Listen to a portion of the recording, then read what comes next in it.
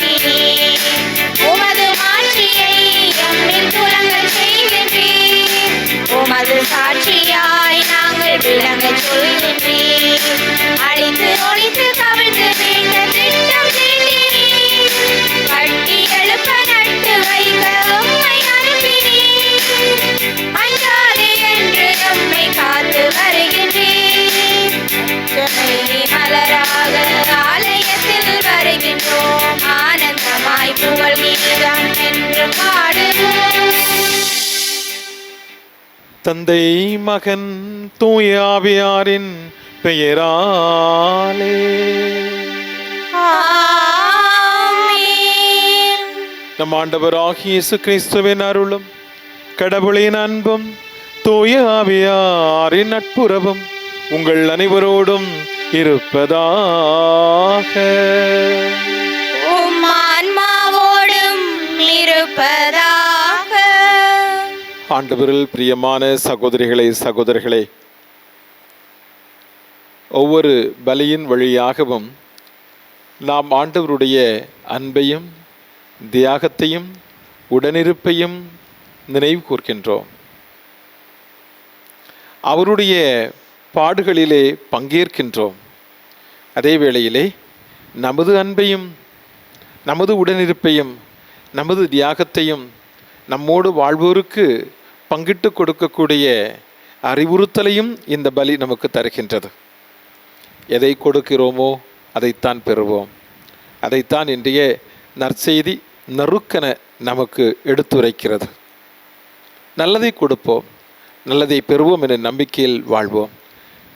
நல்லபடியாக வாழ்ந்தோமா என்று நம்மை நாம் சில நொடிகள் ஆய்வு செய்வோம். தவறிய தருணங்களை நினைந்து மனவருந்தி மன்னிப்புக்காக தலை தாழ்த்துவோம்.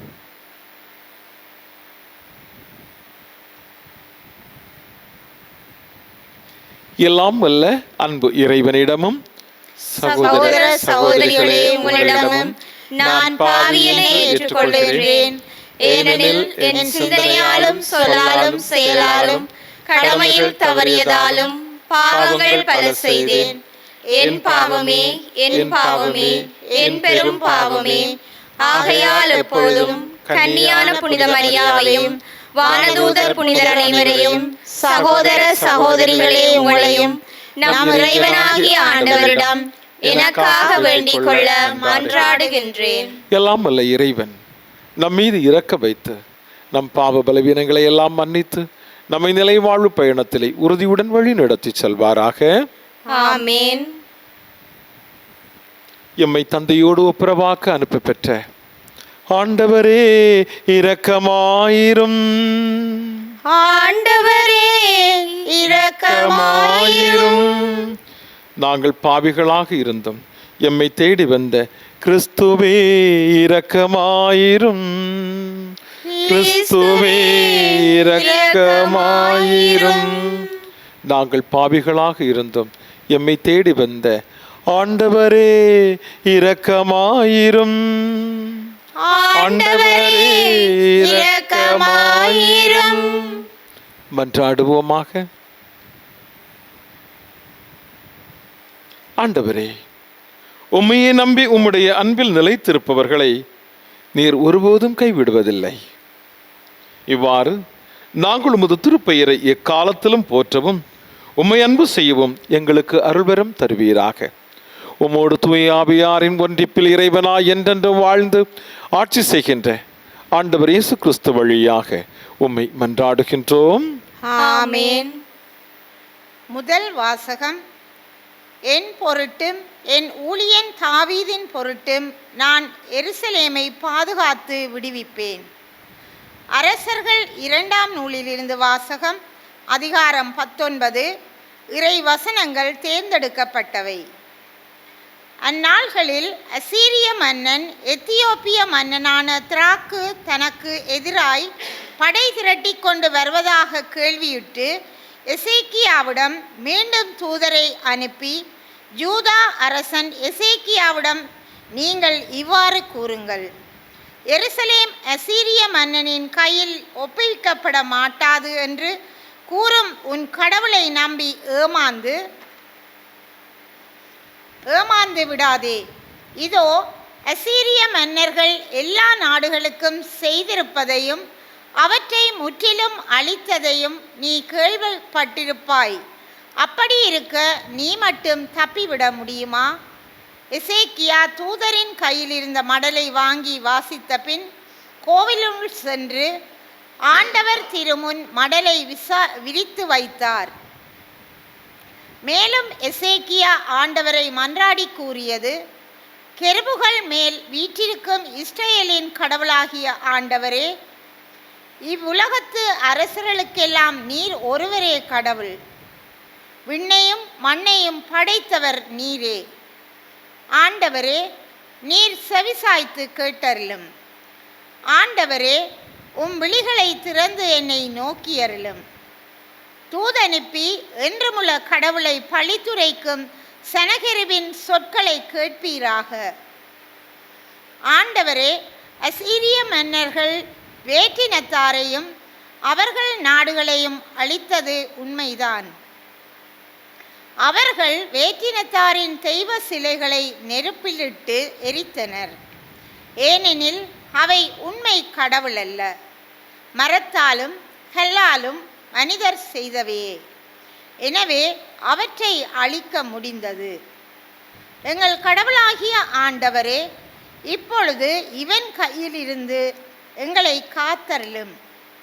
இதன் மூலம் நீர் ஒருவரே கடவுளாகிய ஆண்டவர் என்பதை உலகின் எல்லா அரசுகளும் அறிந்து கொள்ளும். அப்பொழுது ஆமோச்சின் மகன் ஏசாயா எசேக்கியாவிடம் ஆள் அனுப்பி சொன்னது, இஸ்ராயேலின் கடவுளாகிய ஆண்டவர் கூறுவது இதுவே: அசீரிய மன்னன் சனகெரிபை பற்றிய உன் வேண்டுதலை கேட்டேன். அவனுக்கு எதிராக ஆண்டவர் கூறிய வார்த்தை இதுவே: கன்னிமகள் சீயோன் உன்னை இகழ்கின்றாள், உன்னை பார்த்து நகைக்கின்றாள். மகள் எருசலேம் பின் நின்று தலை அசைக்கின்றாள். ஏனெனில் எஞ்சியோர் எருசலேமிலிருந்து வெளியேறுவர், உயிர் பிழைத்தோர் சீயோன் மலையினின்று புறப்படுவர். படைகளின் ஆண்டவரது ஆர்வமே இதை நிறைவேற்றும். ஆதலால் ஆண்டவர் அசீரிய மன்னனை குறித்து இவ்வாறு கூறுகின்றார்: இந்நகருக்குள் அவன் நுழைய மாட்டான், அதில் அம்பு எய்ய மாட்டான், அதை எதிர்த்து கேடயத்துடன் வரமாட்டான், அதற்கு எதிராக முற்றுகை தளம் எழுப்ப மாட்டான். அவன் வந்த வழியே திரும்பி போவான், இந்நகருக்குள் நுழையவே மாட்டான் என்கிறார் ஆண்டவர். இந்நகரை நான் பாதுகாப்பேன், என் பொருட்டும் என் ஊழியன் தாவீதின் பொருட்டும் நான் அதை விடுவிப்பேன். அன்றிரவு ஆண்டவரின் தூதர் புறப்பட்டு சென்று அசீரியரின் பாளையத்தில் 180,000 பேரை கொன்றனர். மக்கள் காலையில் எழுந்தபோது அங்கு அனைவரும் செத்து பிணமாய் கிடந்ததை கண்டனர்.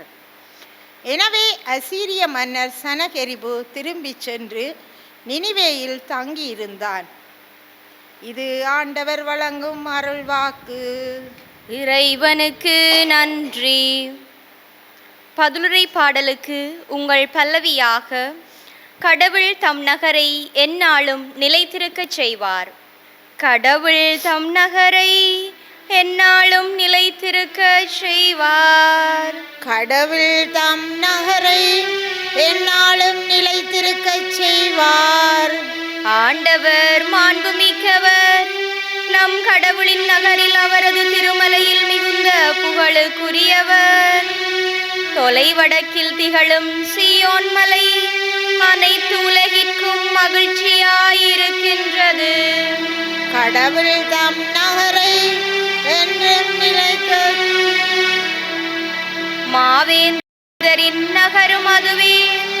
அதன் அரண்மனைகளில் கடவுள் வீற்றிருந்து தம்மையே அதன் கோட்டையென காட்டியுள்ளார். கடவுள் தம் நகரை எந்நாளும் நிலைத்திருக்கச் செய்வார். கடவுளே, உமது கோவிலின் நடுவில் உம் பேரன்பை நினைத்து உருகினேன். கடவுளே, உமது பெயரை போல புகழும் பூவுலகின் கடியல்லை வரை எட்டுகின்றது. உமது வலக்கை நீதியை நிலை நாட்டுகின்றது. கடவுளே தம் நகரை எந்நாளும் நிலைத்திருக்கச் செய்வார். கடவுள் தம் நகரை எந்நாளும் நிலைத்திருக்கச் செய்வார்.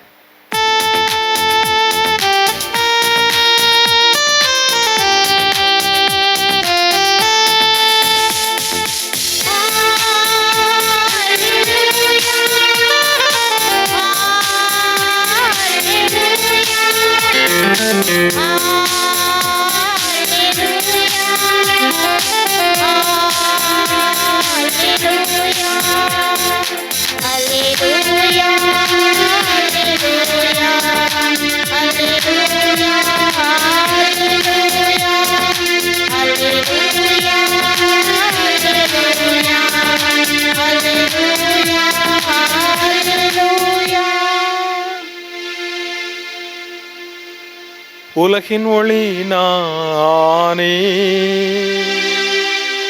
என்னை பின்தொடர்பவர் இருளில் நடக்க மாட்டார், வாழ்வுக்கு வழிகாட்டும் ஒளியை கொண்டிருப்பார்.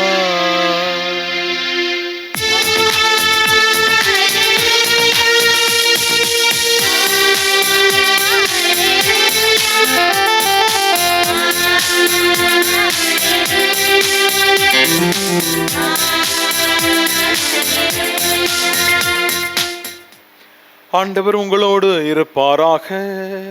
உம் ஆன்மாவோடும் இருப்பாராக. மத்தேயு எழுதிய தூய நற்செய்தி நூலில் இருந்து வாசகம். ஆண்டவரே மாட்சி உமக்கே. அலகு 7 அருள்வாக்குகள் 6 12 முதல் 14 வரையிலும். அக்காலத்தில் இயேசு தம் சீடரை நோக்கி கூறியது: தூய்மையானது எதையும் நாய்களுக்கு கொடுக்க வேண்டாம், அவை திருப்பி உங்களை கடித்து குதறும். மேலும் உங்கள் முத்துக்களை பன்றிகள் முன் எறிய வேண்டாம், எறிந்தால் அவை தங்கள் கால்களால் அவற்றை மிதித்துவிடும். ஆகையால் பிறர் உங்களுக்கு செய்ய வேண்டும் என விரும்புகிறவற்றை எல்லாம் நீங்களும் அவர்களுக்கு செய்யுங்கள். இறைவாக்குகளும் திருச்சட்டமும் கூறுவது இதுவே. இடுக்கமான வாயிலின் வழியே நுழையுங்கள், ஏனெனில் அழிவுக்கு செல்லும் வாயில் அகன்றது, வழியும் விரிவானது, அதன் வழியே செல்வோர் பலர். வாழ்வுக்கு செல்லும் வாயில் மிகவும் இடுக்கமானது, வழியும் மிக குறுகலானது, இதை கண்டுபிடிப்போர் சிலரே. ஆண்டவரின் அருள்வாக்கு. கிறிஸ்துவே உமக்கு புகழ். ஆண்டவரில் பிரியமான சகோதரிகளே சகோதரர்களே, ஒருவேளை நம்மில் பலருக்கு கோவிலுக்கு செல்ல முடியாத சூழல் ஏற்பட்டிருக்கலாம். இந்நிலையிலே இத்திருப்பலியில் பங்கேற்று ஆண்டவருடைய பிரசன்னத்தை உணர்ந்து இந்த பலியின் ஆசியை பெற்றுக்கொண்டிருக்கக்கூடிய உங்கள் ஒவ்வொருவருக்கும் என் இதயமார்ந்த வாழ்த்துக்களை அன்போடு தெரிவித்துக் கொள்கின்றேன். அருமையான ஒரு செய்தியை சுமந்து நிற்கின்றது இன்றைய வழிபாடு. அதிலும் குறிப்பாக நற்செய்தி நம்மை இன்னும் நல்வாழ்வு நோக்கி வாழ உந்தி தள்ளி கொண்டிருப்பதாக நான் பார்க்கின்றேன். ஒரு துறவி நீண்ட நாட்களாக காட்டுப்பகுதியிலே தன்னுடைய தவ பயணத்தை மேற்கொண்டிருந்தார். அப்படி அவர் அந்த தவ பயணத்தில் ஈடுபட்டிருந்த பொழுது ஒரு நாள் அந்த காட்டின் ஓரமாக இருந்த குளத்திலே குளிக்கச் சென்றார். குளத்தில் குளித்து கொண்டிருந்த பொழுது 2-3 இளைஞர்கள் அந்த பக்கம் வந்தார்கள். குளித்து கொண்டிருந்த துறவியை பார்த்து நகைத்தார்கள், வேடிக்கையாக பார்த்தார்கள். தாடியை பார், அவருடைய முடியை பார், அவர் குளிப்பதை பார் என்று ஏதேதோ சொல்லி அவரை கிண்டல் அடித்தார்கள். துறவி குளித்து கொண்டிருந்த நேரத்தில் அவர்களை பார்த்து மெல்ல புன்னகைத்தார். அது இந்த இளைஞர்களுக்கு இன்னும் இளக்காரமாக போய்விட்டது. இவரை என்ன வேண்டுமானாலும் செய்யலாம், இவர் புன்னகைப்பார். துறவி குளித்து கரையேறி தலையை துவட்டி நடக்க துவங்குகின்ற பொழுது தண்ணீர் வாரி அவர் மீது இன்னும் இறைத்தார்கள். சிரித்தார். இந்த இளைஞர்களுக்கு உற்சாகமாகி போய்விட்டது. ஆஹா, ஏதேதோ சொன்னோம், புன்னகைத்தார். தண்ணீர் வாரி இறைக்கிறோம், சிரிக்கின்றார். இப்பொழுது சகதி வாரி எறிய துவங்கினார்கள். அவர் ஆஹா என்று பயங்கரமாக சிரித்தார். இதையெல்லாம் கவனித்துக் கொண்டிருந்த ஒருவர் துறவியை பார்த்து கேட்டார், என்ன, அவர்கள் உம்மை பார்த்து ஏதேதோ சொன்னார்கள், கிண்டலடித்தார்கள், புன்னகைத்தீர்கள், குளித்த பின்பும் தண்ணீர் வாரி இறைத்தார்கள், நீர் சிரித்தீர், சகதி வாரி வீசினார்கள், அப்பொழுது மனவிட்டு சிரிக்கிறீர்கள். இது எப்படி? ஏன் இப்படி செய்கிறீர்கள்? என்னால் இதை புரிந்து கொள்ள முடியவில்லையே என்று கேட்டபொழுது அந்த துறவி சொன்னார், என்னால் அவர்கள் மகிழ்ச்சி அடைகிறார்கள், அது போதும். ஒரு துறவியினால் கொடுக்க முடிந்தது அவ்வளவுதான். என்னால் அவர்கள் மகிழ்ச்சி அடைகிறார்கள். அருமாந்த சகோதரிகளே, சகோதரர்களே, நம்மால் நம்மோடு வாழ்வோர், நம்மை சூழ வாழக்கூடிய இந்த சமூகம் மகிழ வேண்டும், வாழ வேண்டும். அதற்கு அற்புதமான ஒரு கலையை ஆண்டவர் இயேசு நமக்கு இன்று அறிமுகம் செய்கின்றார். இடுக்கமான வாயில் வழியாக நுழையுங்கள். அது ஒரு கலைப்பயணம். அதை பார்ப்பதற்கும் கேட்பதற்கும் எளிதாகவும் இனிதாகவும் தோன்றினாலும் இந்த பயணம் மிக கடினமான பயணம். சமூகத்திலே யார் யாரை எப்படியெல்லாம் ஒடுக்கி வாழ்வது என்ற சூழல் நிலவுகிறது. என் விருப்பப்படி வாழலாம், யாரும் என்னை எதுவும் கேட்கக்கூடாது என்ற நியதி நிலவுகிறது. எப்படி யாரை ஒதுக்கலாம், ஓரங்கட்டப்பட்டலாம், நான் மட்டும்தான் என்ற நியதி நிலவுகிறது. என்ன செய்தும் நான் அடுத்தவரை ஏமாற்றி உயரே செல்லலாம் என்ற நியதி நிலவுகிறது. எதையும் சொல்லலாம், எப்படியும் வாழலாம் என்றிருக்கக்கூடிய சூழல் இருக்கிறது. இந்த நிலையில்தான் ஆண்டவர் இயேசு கிறிஸ்துனுடைய வார்த்தை, இடுக்கமான வாயில் வழியாக நுழையுங்கள். அது என்ன இடுக்கமான வாயில் வழியாக நுழைவது? குறுகிய பாதைக்குள்ளாக என்ன மாதிரி குண்டானவங்க உள்ள கஷ்டப்பட்டு நுழையிறதா? அல்ல. மாறாக இதயத்தை, எண்ணத்தை, பார்வையை நாம் ஒருமுகப்படுத்தி இறை நெறியிலே பிறருண்டு பாதையிலே பயணிப்பது. 3 பார்வைகளை உங்களோடு பகிர விழுகின்றேன். ஒன்று, இடுக்கமான வாயில் வழியாக நுழைய வேண்டும் என்றால் முதலில் செய்ய வேண்டியது இதயத்தால் சிந்திப்பது. வழக்கமாக நாம் அறிவால் சிந்திப்போம். ஆனால் அறிவால் சிந்திக்கின்ற பொழுது எப்பொழுதுமே நம்முடைய உறவுகள் வியாபாரமாகிவிடும். ஆண்டவர் இயேசு கிறிஸ்து பாலைவெளியில் மக்களுக்கு போதித்துக் கொண்டிருந்த பொழுது அந்த மக்களுடைய நிலையை பார்த்து, இந்த மக்கள் 3 நாட்களாக என்னோடு இருக்கிறார்கள், இவர்களுக்கு உணவு கொடுக்க வேண்டுமே, நீங்களே அவர்களுக்கு உணவு கொடுங்கள் என்று சொன்ன பொழுது பிலிப்பு மெல்ல சொன்னார், இத்தனை பேருக்கு நாம் உணவு கொடுக்க வேண்டும் என்றால் 200 தெனாரியத்திற்கு வாங்கினாலும் ஆளுக்கு ஒரு சிறு துண்டு கூட கொடுக்க முடியாதே. தவறல்ல. அவர் மூளையினால் சிந்தித்தார். இவர்களுக்கு உணவு கொடுக்க வேண்டும் என்ற அந்த பரிவின் பார்வை இதயத்தால் சிந்திப்பது. அந்த இதய சிந்திப்பு நமக்கு தேவை. 2வதாக இணைந்து பயணிப்பது. ஒட்டுமொத்த உலகமும் திருத்தந்தையினுடைய பார்வையிலே இணைந்து பயணிக்க வேண்டியது இருக்கிறது. அது காலத்தின் கட்டாயம். அந்த இணைந்து பயணித்தல் என்பது இருப்பவரோடு மட்டுமல்ல, இயலாதவர்கள், மாற்றுத்திறனாளர்கள், நோயாளர்கள், முதியவர்கள், குழந்தைகள், கைம்பெண்கள், ஏன் இயற்கையோடும் ஒன்றித்து ஏற்றுக்கொண்டு கைகோர்த்து பயணிக்க வேண்டும். இங்கே களைப்பு, பசித்திருத்தல், விட்டு கொடுத்தல், எக்கச்சக்கமாக நம்மை தியாகித்தல் எல்லாம் தேவைப்படும். இணைந்து பயணித்தல் காலத்தின் கட்டாயம். 3வதாக இறைமை உணர்வில் நிலைப்பது. நான் என் விருப்பப்படி எப்படியும் வாழலாம் என்ற நிலையில் அல்ல, மாறாக நான் கடவுளின் மகன், மகள், நான் கடவுளின் சாயல், கடவுளின் அன்பை இந்த பூமிக்கு கொண்டு வந்த அன்பின் தூதுவர். எனவே என்னுடைய எண்ணங்களும், பார்வைகளும், சிந்தைகளும், செயல்பாடுகளும், அணுகுமுறைகளும், திட்டங்களும், தீர்மானங்களும் அனைத்தும் இறைமையின் வழியாக செயல்பட விரும்புகிறது என்பதை கருத்தில் ஏற்றி செயல்படக்கூடிய நிலைதான் அந்த இறைமை நிலை. இந்த 3 பார்வைகளையும் அகம்புகுத்தினால் நாம் ஏற்கனவே இடுக்கமான வாயில் வழியாக நுழைகின்றோம். ஏனென்றால் அதுதான் விண்ணரசின் திறவுகோல். ஆமென். அருமையான சகோதரிகளே, சகோதரர்களே, குழந்தைகளே, வாழ்வின் வரங்களை வாரி வழங்கும் ஆண்டவர் வழியாக வானகத்தந்தையை நோக்கி எழுப்புவோம். பாதுகாக்கும் பரம்பொருளே இறைவா, எம் திருத்தந்தை, ஆயர்கள், குருக்கள், துறவியர், பொதுநிலையினர் அனைவரும் தம் தூய துன்ப நிலையில் இறைவார்த்தை, நற்கருணை ஆகியவற்றால் வலிமையடைந்து பணி செய்வதற்கு வேண்டிய அருளை பொழிந்தருள வேண்டுமென்று இறைவா உம்மை மன்றாடுகின்றோம். ஆண்டவரே, எங்கள் மன்றாட்டை கேட்டருளும். அருளின் ஊற்றே இறைவா, நாம் உம்மை முழுமையாக அறிந்து கொண்டு உமது வார்த்தையின் வழியில் எம்மையும் பிறரையும் அன்பு செய்து உமக்கு உகந்த வாழ்வு வாழ்ந்து எங்களது வாழ்வின் மூலம் நற்செய்தியை பறைசாற்றுபவர்களாக வாழ வரமருள வேண்டுமென்று இறைவா உம்மை மன்றாடுகின்றோம். ஆண்டவரே, எங்கள் மன்றாட்டை கேட்டருளும்.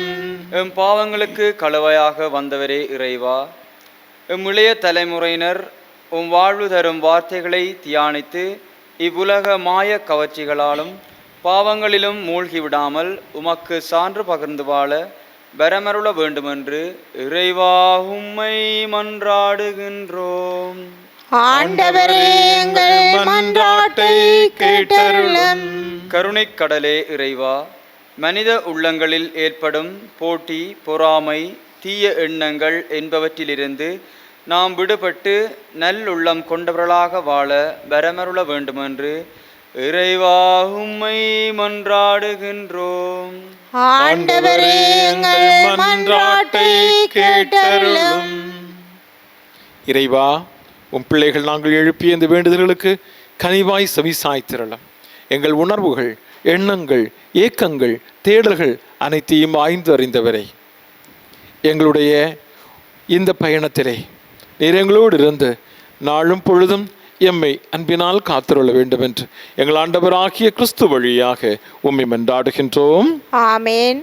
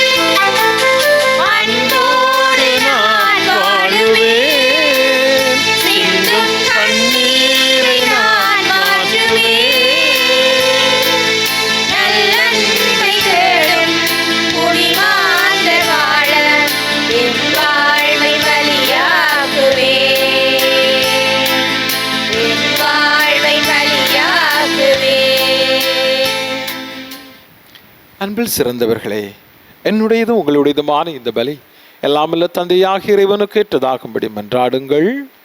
ஆண்டவர் தமது பேரின் புகழ்ச்சிக்காகவும் மாட்சிக்காகவும் நமது நன்மைக்காகவும் புனித திருவை அனைத்தின் நலனுக்காகவும் உமது கையிலிருந்து இப்பலியை ஏற்றுக்கொள்வாராக. ஆண்டவரே, எங்களை உம்மோடு ஒப்புரவாக்கும் இந்த புகழ்ச்சி பலியை அன்பாய் ஏற்றுக்கொள்ளும். அதனால் நாங்கள் தூயவராக்கப்பட்டு உம்மை மகிழ்விக்கும் எங்கள் மனங்களின் காணிக்கைகளை உமக்கு அளித்திட அருள்வீராக. எங்கள் ஆண்டவராகிய கிறிஸ்து வழியாக உம்மை மன்றாடுகிறோ. ஆண்டவர் உங்களோடு இருப்பாராக. உம் ஆன்மாவோடும் இருப்பாராக. இதயங்களை மேலே எழுப்புங்கள். ஆண்டவரிடம் எழுப்பியுள்ளோம். நம் இறைவனாகிய ஆண்டவருக்கு நன்றி பண்பாடுவோம். அதுவே தகுதியும் நீதியுமானதே. ஆண்டவரே, தூயவரான தந்தையே, என்றும் வாழும் எல்லாமல்ல இறைவா, எந்நாளும் எவ்விடத்திலும் நாங்கள் உமக்கு நன்றி கூறுவது உண்மையாகவே தகுதியும் நீதியுமாகும். எங்கள் கடமையும் மீட்புக்குரிய செயலுமாகும். உம்முடைய அன்பு திருமகன் வழியாக நீர் மனித இனங்களை படைத்தது போல மிகுந்த கனிவிரக்கத்தால் அவற்றை புதுப்பிக்கவும் திருவிழமானி. ஆகவே படைப்புகள் அனைத்து உமக்கு அடிபணிகின்றன. மீட்படைந்தோர் அனைவரும் உம்மை ஏற்றவாறு புகழ்கின்றனர். உம்முடைய புனிதர்களும் ஒரே இதயத்தோராய் உம்மை போற்றுகின்றனர். எனவே வானதூதர் அனைவரோடும் சேர்ந்து நாங்கள் உம்மை கொண்டாடி மகிழ்வுடன் எப்பொழுதும் அறிக்கையிட்டு பாடுவதாவது: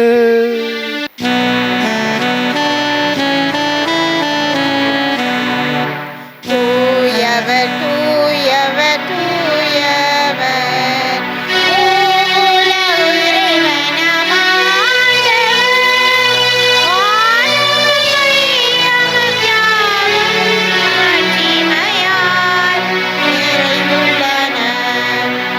உன்னதங்களிலே ஓசானா, உன்னதங்களிலே ஓசானா.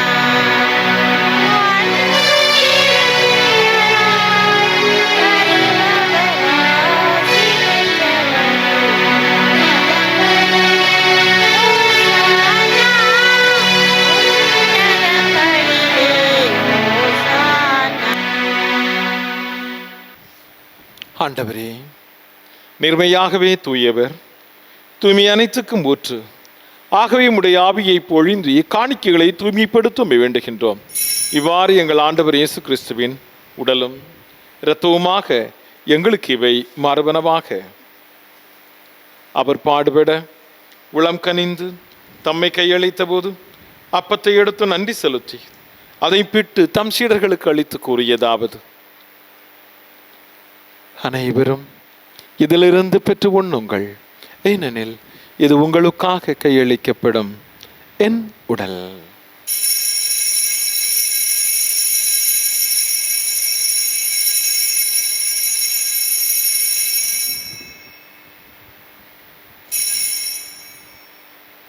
அவனுமே இரவு விருந்தை அருந்தியவின் கிண்ணத்தையும் எடுத்து மீண்டும் உமக்கு நன்றி கூறி தம் சீடர்களுக்கு பருக கொடுத்து கூறியதாவது: அனைவரும் இதிலிருந்து பெற்று பருகுங்கள், ஏனெனில் இது புதிய நிலையான உடன்படிக்கைக்குரிய என் இரத்தத்தின் கிண்ணம். இது பாவ மன்னிப்புக்கென்று உங்களுக்காகவும் பலருக்காகவும் சிந்தப்படும்.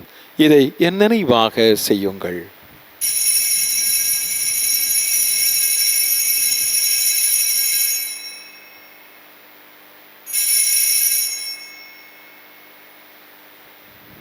நம்பிக்கையின் மறைபொருள். ஆண்டவரே, நீர் வருமளவும் உமது இறப்பினை அறிக்கையிடுகின்றோம், உமது உயிர்ப்பினையும் எடுத்துரைக்கின்றோம். ஆகவே ஆண்டவரே, நாங்கள் கிறிஸ்துவின் இறப்பையும் உயிர்ப்பையும் நினைவில் கொண்டு வாழ்வு தரும் அப்பத்தையும் பொழிக்கும் கிண்ணத்தையும் உமக்கு பலியாக ஒப்பு கொடுக்கின்றோம். திருமணம் நமக்கு ஊழியம் புரிய தகுந்தவர்கள் என எங்களை ஏற்றுக்கொண்டீர். எனவே உமக்கு நன்றி செலுத்துகின்றோம். மேலும் கிறிஸ்துவின் உடலிலும் இரத்தத்திலும் பங்கு கொள்ளும் எங்களை தூயாவியார் ஒன்று சேர்க்க வேண்டுமென உம்மை தாழ்மையுடன் மன்றாடுகின்றோம். ஆண்டவரே, உலகெங்கும் பரவியிருக்கும் அது திரு அவையை நினைவு கூர்ந்திரளும். எங்கள் திருத்தந்தை பிரான்சிஸ், எங்கள் மறைமாவட்ட ஆயர், இன்னும் எல்லா திருநிலையினர் ஆகிய அனைவரோடும் திரு அவை அன்பில் நிறைவேற செய்தரலும். மேலும் உயிர்த்தெழும் எதிர்நோக்குடன் துயில் கொள்ளும் எங்கள் சகோதர சகோதரிகளையும் இறந்தோர் அனைவரையும் இரக்கத்துடன் நினைவு கூர்ந்து திருமுக ஒளியினுள் ஏற்றருளும். எங்கள் அனைவர் மீதும் இரக்கமாயிரும். கடவுளின் கன்னித்தாயான புனித மரியா, அவருடைய கணவரான புனித யோசேப்பு, புனித திருத்தூதர்கள், இவ்வுலகில் முக்குகந்தவராய் இருந்தோர் ஆகிய புனிதர் அனைவருடனும் நாங்கள் நிலை வாழ்வில் பங்கு கொள்ளும் தகுதி பெற்று திருமகன் இயேசு கிறிஸ்து வழியாக உம்மை புகழ்ந்தேத்தும் வரமருள உம்மை மன்றாடுகின்றோம்.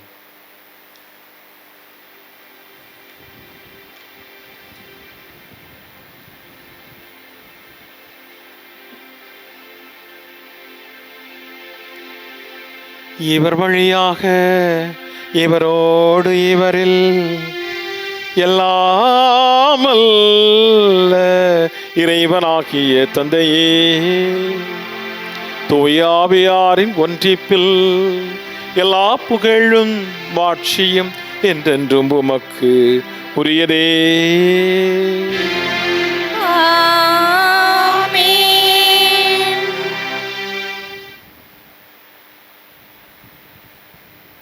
இயேசு ஆண்டவரும் கற்றுத்தந்துவாறு வானக தந்தையை நோக்கி நாம் மன்றாடுவோம். விண்ணுலகில் இருக்கிற எங்கள் தந்தையே, உமது பெயர் தூயது என போற்ற பெறுக. உமது ஆட்சி வருக. உமது திருவிழம் விண்ணுலகில் நிறைவேறுவது போல மண்ணுலகிலும் நிறைவேறுக. எங்கள் அன்றாட உணவை இன்று எங்களுக்கு தாரும். எங்களுக்கு எதிராக குற்றம் செய்வோரை நாங்கள் மன்னிப்பது போல எங்கள் குற்றங்களை மன்னியும். எங்களை சோதனைக்கு உட்படுத்தாதேயும், தீமையிலிருந்து எங்களை விடுவித்தருளும். ஆண்டவரே, தீமைகள் அனைத்திலிருந்தும் எங்களை விடுவித்து எங்கள் வாழ்நாளில் அமைதியை கனிவுடன் அருள உம்மை வேண்டுகின்றோம். உமது இரக்கத்தின் உதவியால் நாங்கள் பாவத்திலிருந்து எப்போதும் விடுதலை பெற்று யாதொரு கலக்கവും இன்றி நலமாய் வாழ்வோமாக. நாங்கள் நம் எதிர்நோக்கி இருக்கும் பேரின்பத்துக்காகவும் எம்மீட்பராகிய இயேசு கிறிஸ்துவின் வருகைக்காகவும் காத்திருக்கின்றோம். ஏனெனில் ஆட்சியும் வல்லமையும் மாட்சியும் என்றென்றும் உமதே. ஆண்டவரே இயேசு கிறிஸ்துவே, அமைதியை உங்களுக்கு விட்டு சொல்கின்றேன், என் அமைதியை உங்களுக்கு அளிக்கின்றேன் என்று திருத்தூதர்களுக்கு மொழிந்தீரே. எங்கள் பாவங்களை பாராமல் திரு அவையின் நம்பிக்கையை கண்ணோக்கி திருவுளத்திற்கு ஏற்ப அதற்கு அமைதியையும் ஒற்றுமையும் அளித்தருள்வீராக. என்று வாழ்ந்து ஆட்சி செய்கின்றவர் நீரே. ஆமென். ஆண்டவருடைய அமைதி உங்கள் அனைவரோடும் இருப்பதாக, உம் ஆன்மாவோடும் இருப்பதாக. ஒருவருக்கொருவர் உறவின் வாழ்த்துக்களை பகிர்வோம்.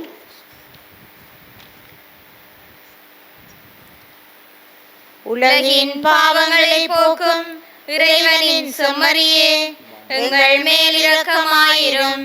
உலகின் பாவங்களை போக்கும் இறைவனின் செம்மறியே, எங்கள் மேல் இரக்கமாயிரும். உலகின் பாவங்களை போக்கும் இறைவனின் செம்மறியே, எங்களுக்கு அமைதியை அளித்தருளும். இதோ இறைவனின் செம்மறி, இவரே நம் பாவங்களை போக்குகின்றவர். செம்மறியின் விருந்துக்கு அழைக்க பெற்றோர் பேறு பெற்றோர்.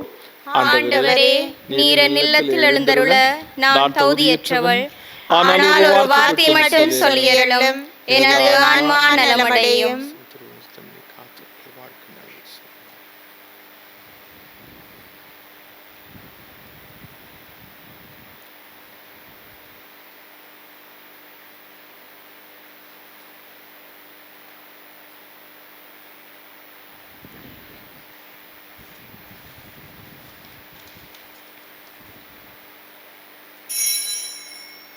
நற்கருணை ஆன்மீக செபம். நற்கருணையில் உயிருடலாக வீற்றிருக்கும் ஆண்டவராகிய இயேசுவே, இத்தருணத்தில் அருட்சாதன வடிவில் உம்மை பெற்றுக்கொள்ள இயலாததால் நான் உம்மை ஆன்மீக ரீதியில் பெற்றுக்கொள்ள மிகுந்த ஆசையாயிருக்கின்றேன். ஆண்டவராகிய இயேசுவே, என் உள்ளத்தில் எழுந்தருளி வாரும். ஆமேன்.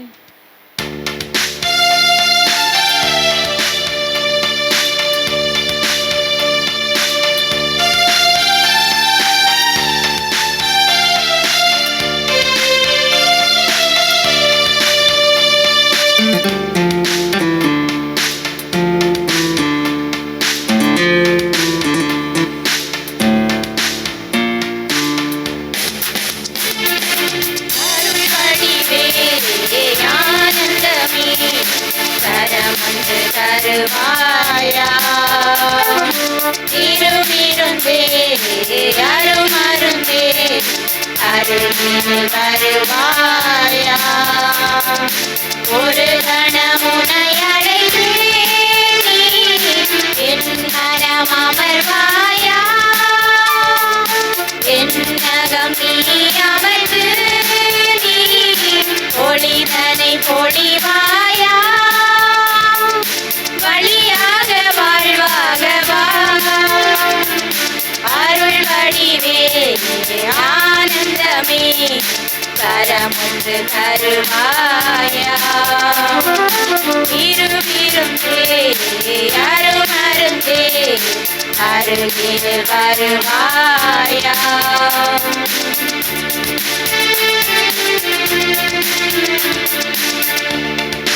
ஆகாயம் போன்ற உள்ளம் உன்னிடம் பார்க்கின்றேன் மழை திறந்த வெள்ளம் போல உன்னுறவை பார்க்கின்றேன் ஆகாயம் போன்ற உள்ளம் உன்னிடம் பார்க்கின்றேன் மழை திறந்த வெள்ளம் போல உன்னுறவை பார்க்கின்றேன் மலை போன்ற உந்தன் உள்ளம் மன்னிக்க கேட்கின்றேன் தாய்மைக்கு மேலாம் உந்தன் அன்பிதயம் கேட்கின்றேன் எனக்கினி ஏதுமில்லை நீதானே என் எல்லை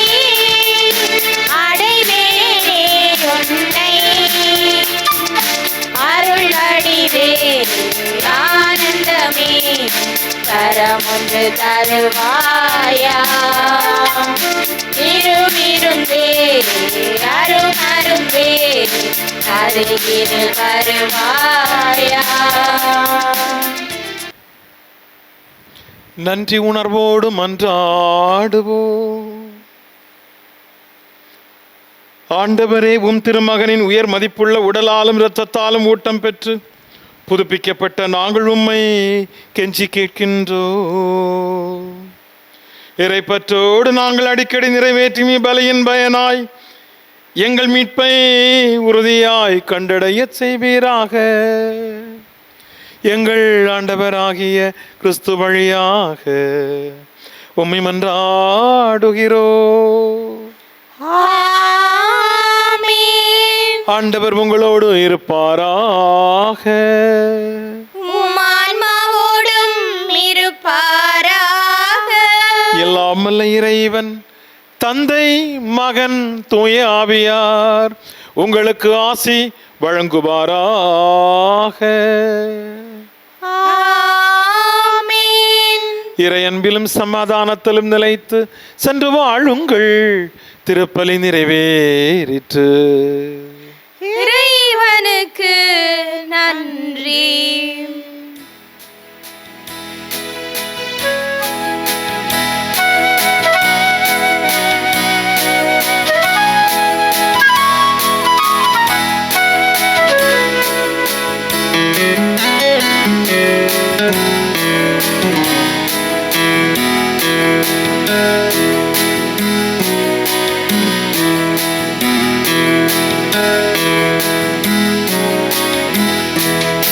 ஆசி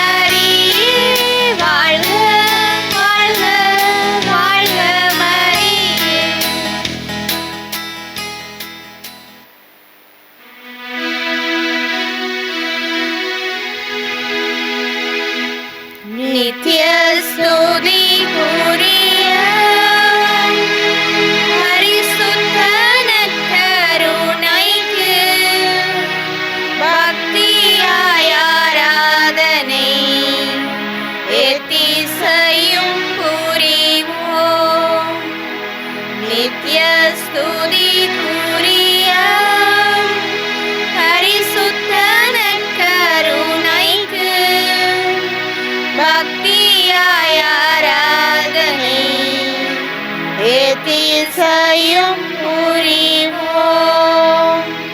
நித்திய ஸ்துதிக்குரிய பரிசுத்த நற்கருணைக்கு பக்தியாய் ஆராதனை எத்திசையும் புரிவோம்.